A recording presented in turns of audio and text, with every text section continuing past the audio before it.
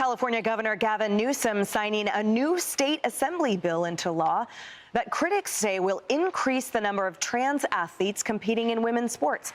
AB 749, now state law, sets up a commission to look into the, quote, need and potential for a centralized entity to improve access to and involvement in sports for all youth, regardless of race, sex, sexual orientation, and gender identity.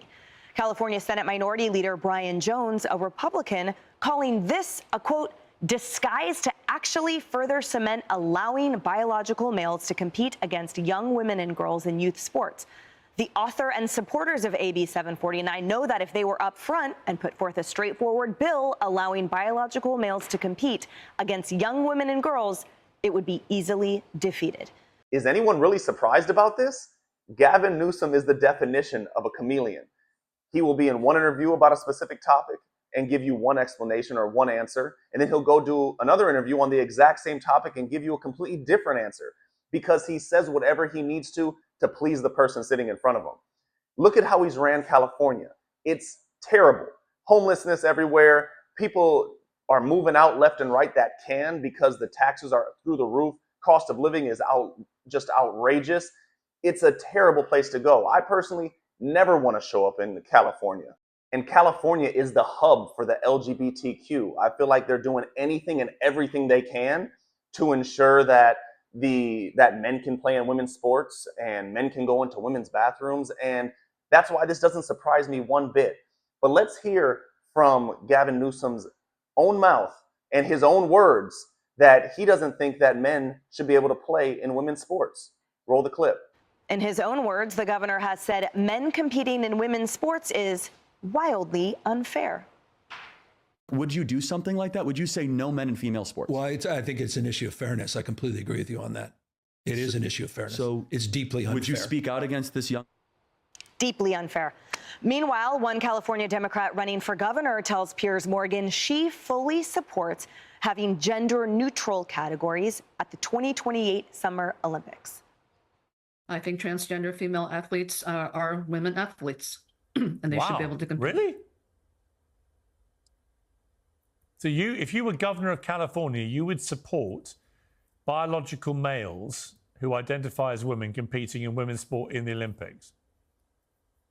They are now identified as transgender female. Why do you think we separate the sexes in the Olympics?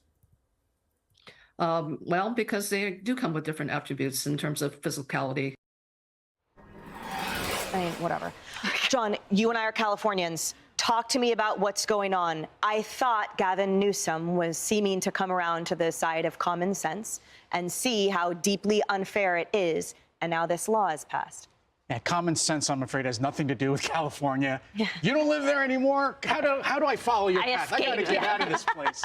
I mean, this is just another example of how wacky and over-the-top extreme left wing has taken over California government. I actually don't think a majority of Californians agree with this. They couldn't. So what's happening here, it seems to me, is that, as you just saw the clip there, Betty Yee, she's a representative of the Democratic Party establishment in California. Gavin Newsom wants to be the presidential candidate in the next election. They want to get through the progressive left-wing primaries that demand this kind of craziness.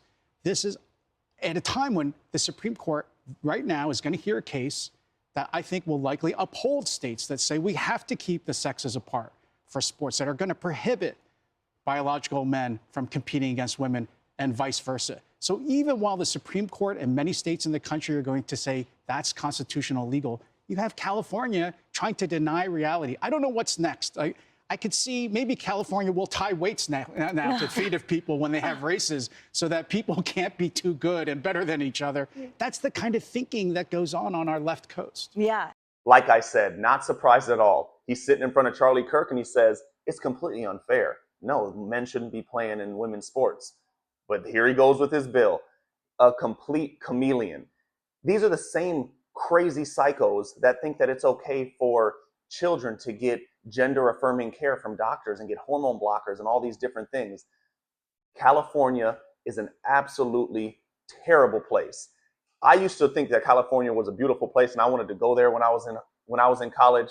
Now I have zero desire to ever step foot in California because it's just nothing but a bunch of psychos and homeless people and drug addicts. And all the good, smart people are getting out of there as fast as they can. Talk about drag on everything. Roseanne, I want to show, this is a father who driving home the point about what it means to have biological boys in girls' locker room there October 8th at a school board meeting. Let's watch.